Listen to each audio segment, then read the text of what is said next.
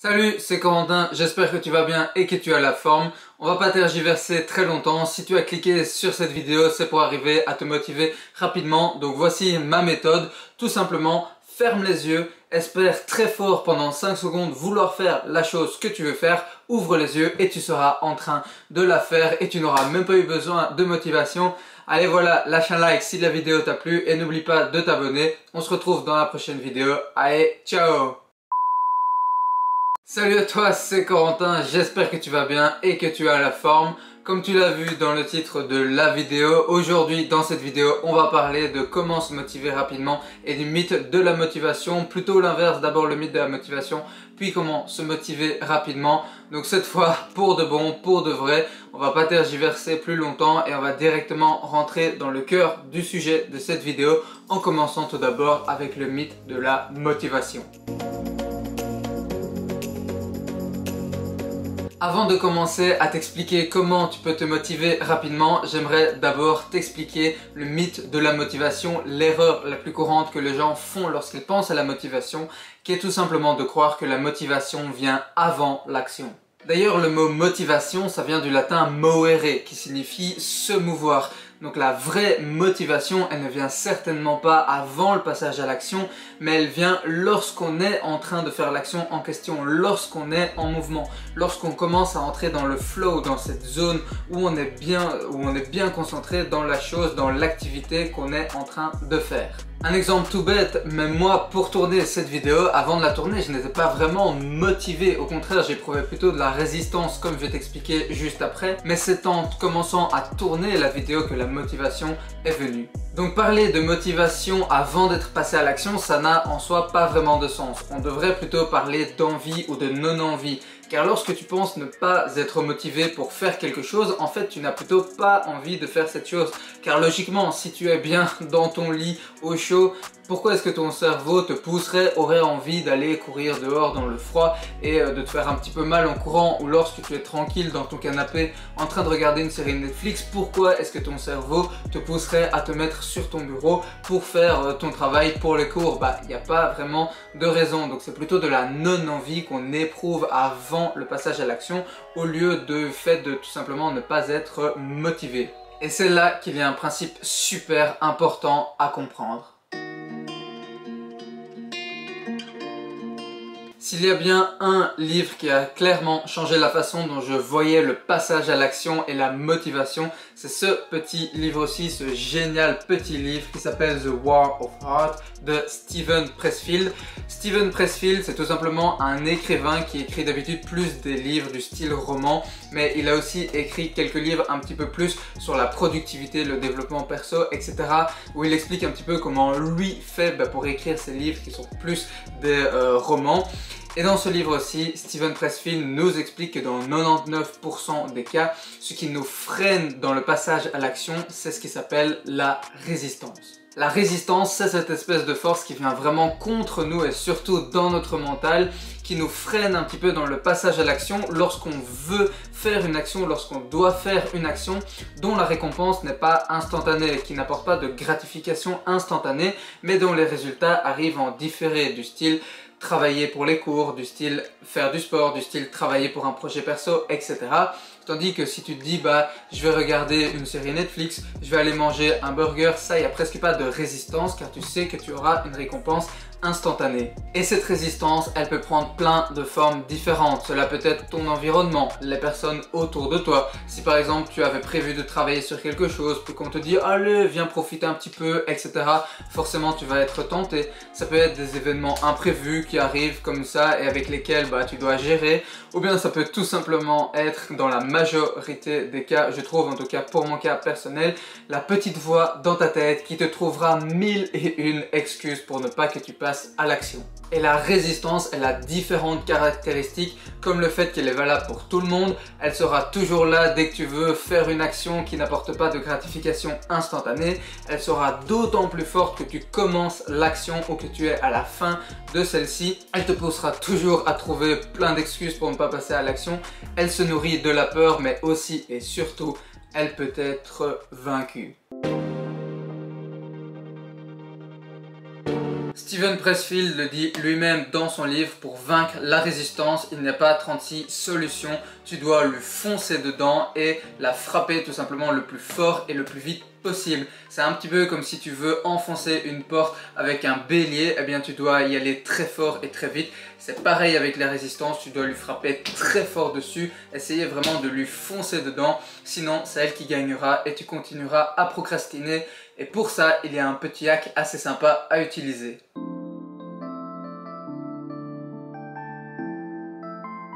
La règle des 5 secondes, c'est clairement pas moi qui l'ai inventée, c'est plutôt Mel Robbins, qui est une auteure qui a écrit un livre sur le sujet, qui ne l'a peut-être pas non plus inventé, mais en tout cas qui a popularisé le principe de la règle des 5 secondes dans son livre intitulé, la règle des 5 secondes.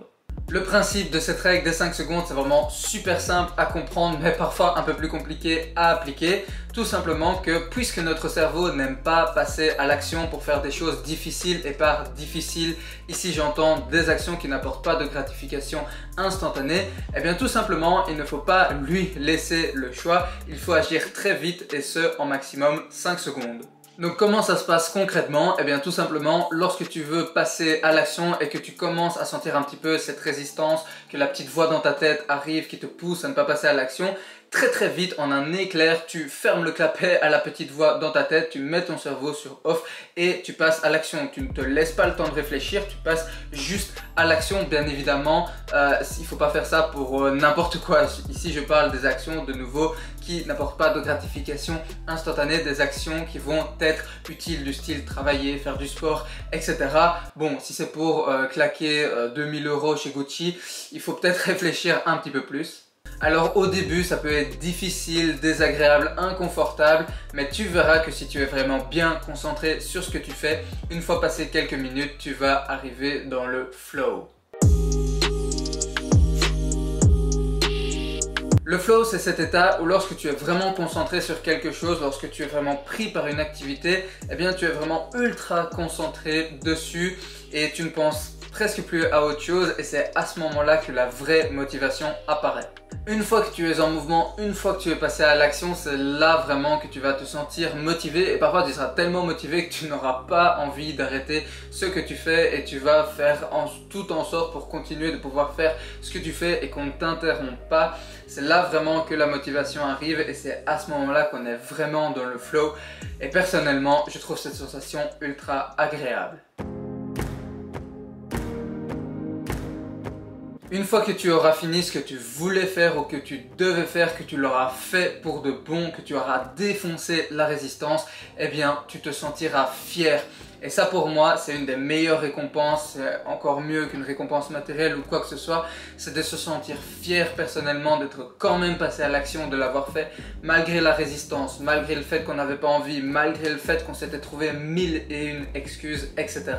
Et ça contribue grandement à construire ta confiance en toi, car plus tu vas accomplir des choses qu'au départ tu ne te pensais pas capable de faire, tu avais peur de faire, ou bien tu avais juste la flemme de faire à cause de la résistance, eh bien plus tu vas accumuler comme ça ces petites victoires à chaque fois que tu l'auras fait, et plus cela te prouvera qu'en fait tu es capable de faire des choses, tu es capable de vraiment passer à l'action et tu n'es pas un ou une fainéant. Car s'il y a bien un message que je veux vraiment te faire passer avec cette vidéo, c'est qu'on n'est pas un flemmard ou une flemmarde de nature. On ne naît pas avec une étiquette collée sur notre front où il est mis glandeur ou productif. Ce n'est clairement pas dans les gènes, ce n'est que dans la tête et c'est en général car bien souvent on t'a dit par exemple une fois « Ah tiens, bah tu commences un petit peu à faire ton flemmard ou ta flemmarde toi ». Puis toi tu as commencé à dire du coup « Ah oui tiens c'est vrai qu'au fond je suis un peu un flemmard ou une flemmarde de nature » et du coup tu as commencé un petit peu à avoir ce sentiment que tu es toujours obligé un petit peu de repousser les choses, que tu n'es pas capable de passer rapidement à l'action, que tu n'es pas capable d'être productif, que tu n'es pas capable d'accomplir beaucoup de choses alors qu'en fait si tu l'es bel et bien. Car comme je te l'ai dit, le fait d'être un glandeur ou une glandeuse, ce n'est pas quelque chose de nature, ce n'est pas quelque chose qui est dans ton identité, qui est dans tes gènes, c'est juste un comportement à un moment donné et qu'il y a moyen de changer et tu peux commencer à le changer dès maintenant si tu le veux vraiment. Juste avant de conclure la vidéo, j'aimerais juste parler vite fait d'un petit truc qui est le club des étudiants. Alors très brièvement, si tu es nouveau sur la chaîne et que tu ne connais pas encore ce que c'est une newsletter grâce à laquelle tu recevras chaque dimanche matin dans ta boîte mail directement un email dans lequel je te partage plein de bons conseils sur le développement personnel, la motivation, sur les études, les relations sociales, amicales, sur le fait d'atteindre tes objectifs, etc. Donc vraiment, n'hésite pas à t'y inscrire, il n'y a pas de problème, c'est gratuit, c'est cadeau, le lien se trouve juste dans la description. Donc on va faire vite fait un petit résumé de tout ce que je t'ai expliqué dans la vidéo. Premièrement, la motivation, elle ne vient qu'en passant à l'action. Avant de passer à l'action, c'est de l'envie ou de la non-envie. Deuxièmement, pour faire une action qui ne t'apportera pas de gratification instantanée, tu rencontreras toujours de la résistance. Troisièmement, pour vaincre cette résistance, il faut passer à l'action le plus vite possible et lui foncer dedans. Et pour ça, il faut appliquer la règle des 5 secondes. Quatrièmement, une fois que tu es passé à l'action, si tu es vraiment concentré sur ce que tu fais, c'est là que tu vas te sentir motivé et que tu vas pouvoir rentrer dans le flow. Cinquièmement, une fois que ce sera fini, tu seras fier de l'avoir fait et cela boostera ta confiance en toi. Et sixièmement et dernièrement, rappelle-toi qu'on ne naît pas productif ou glandeur, on le devient. Merci beaucoup pour ton attention et ton visionnage, ça me ferait énormément plaisir si tu pouvais me dire dans les commentaires ce que tu as pensé de la vidéo, que ce soit sur la forme ou sur le fond. Et n'hésite pas non plus à me dire si tu as des sujets de vidéo, si tu as des sujets que tu aimerais que je traite en vidéo. N'hésite pas non plus à lâcher un petit like en dessous de la vidéo si celle-ci t'a plu et si celle-ci t'aura aidé surtout. Et n'oublie pas non plus de t'abonner et d'activer la petite cloche pour ne manquer aucune vidéo de la chaîne. On se retrouve dans la prochaine vidéo. D'ici là, comme d'habitude, porte-toi bien, bon courage dans ta vie perso et dans tes projets perso et prends beaucoup de plaisir à faire ce que tu fais. C'était Corentin, allez, ciao! Growing up ain't easy. Too many things to do weekly. Too many thoughts to think deeply. Too many thoughts to be sleeping. Yeah. Oh my God, I'm not eating. I feel so empty, I'm receding.